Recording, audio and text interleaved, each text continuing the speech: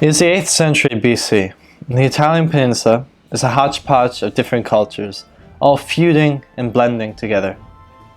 The Celts up to the north, the Greeks along the southern coasts, and a variety of different Italian tribes, such as the Etruscans, the Samnites, and especially for our purposes, the Latins. For it was in Latium, along the river Tiber, that a collection of settlements, of farmers and of shepherds coalesced into a single city-state, Rome. Although they began with a monarchical system, the Romans would usurp this government in 509 BC, and in its place establish a republic. In time, centuries' time, this small, insignificant republic would become the empire we all know and associate with Rome to this day.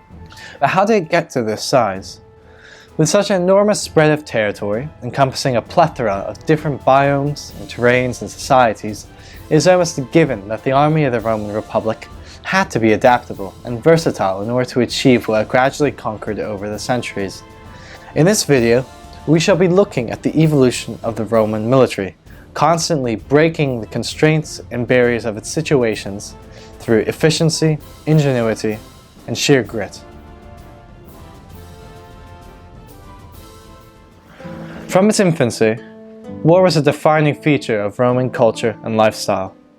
The Roman army began as a collection of citizen soldiers. These would be men recruited from every class of the citizenry, who would be levied together in times of war into larger units known as legions. Besides the poorest echelons of society, each man would be expected to purchase and maintain their own armor and weaponry. The army was led by the patrician aristocracy. Alongside the heavy infantry soldiers, there would also be a cavalry component of equestrians, and a force of light skirmishers made up of the poorer classes, the velites. With all of Rome's men involved in the matter of war, it's rather fitting then that Mars, the Roman god of war, was the patron deity of the early Roman state. The early Roman army was an amalgamation of the cultural ideas and influences in which it found itself surrounded. Under the direction of King Servilius in the 6th century BC, the Roman army first styled itself in the fashion of a Greek hoplite army. Each of these proto-legionaries equipped themselves in the hoplite manner, with a round shield called a clypeus, a sword, and a long spear. The legions arranged themselves in the formation of a phalanx, a tight body of speared men which could slowly advance and stiffly resist frontal enemy assaults.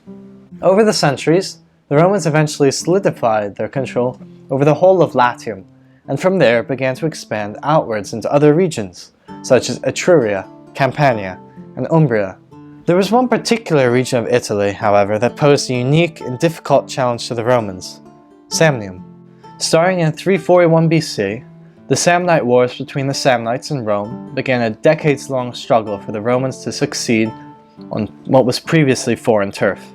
The phalanx is a very tight and effective formation, which, as evident by its widespread usage from the Greeks to the Etruscans to the Romans and beyond, is very effective. In other circumstances, such as in the rugged Apennine mountains of Samnium, that very same rigidity became its weakness, as there the formation is unable to maneuver itself without falling into complete disarray. In order to combat the limitations in which the Romans found themselves with the Samnites, they undertook their first major restructuring in the military. The Roman legions did away with the phalanx formation in favor of the maniple system. A maniple was comprised of about 120 men, divided into 3 lines. The front hastati comprised the newer soldiers, the middle principes got those with middling experience, and the veteran triarii located in the rear. In Book 8 of Livy's History of Rome, he describes how the maniple would function in combat. When the battle formation of the army was completed, the hastati were the first to engage. If they failed to repulse the enemy, they slowly retired through the intervals between the companies of the principes, who then took up the fight, the hastati following in the rear.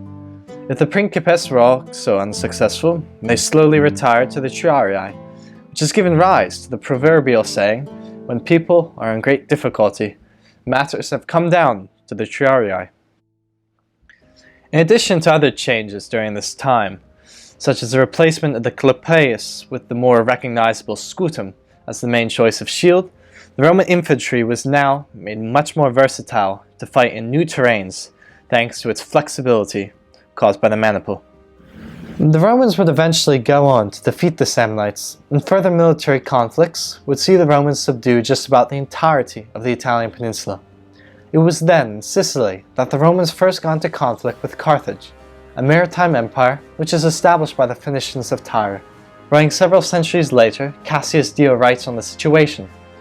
As a matter of fact, the Carthaginians, who had long been a great power, and the Romans, who were now growing rapidly stronger, looked on each other with jealousy. They were drawn into war, partly by the desire of continually acquiring more possessions, and partly by fear. In contrast to Rome, the Carthaginian Republic based its success off of its navy. Of course, in order to combat a naval power supremacy, one must do so at sea, with the navy. There's just one little problem. The Romans didn't really have a navy. The solution was simply to build a new navy from scratch. The Romans set to work, and despite having few ships and little prior knowledge of sailing, the Romans nevertheless built a fleet from scratch and quickly adapted to the new circumstances of the sea. The Romans, knowing their fleet was inevitably going to be poorer in quality to that of Carthage, devised a new technology to augment their ships, the corvus, which in English translates something like crow or raven. It was simply a bridge of wood that could swivel around the vertical axis and could allow the Romans to board the Carthaginian ships, essentially turning the sea battle into one upon land. The effect on the Carthaginians was striking. The ancient writer Polybius writes, "As soon as they came to close quarters, their ships were invariably tightly grappled by these machines.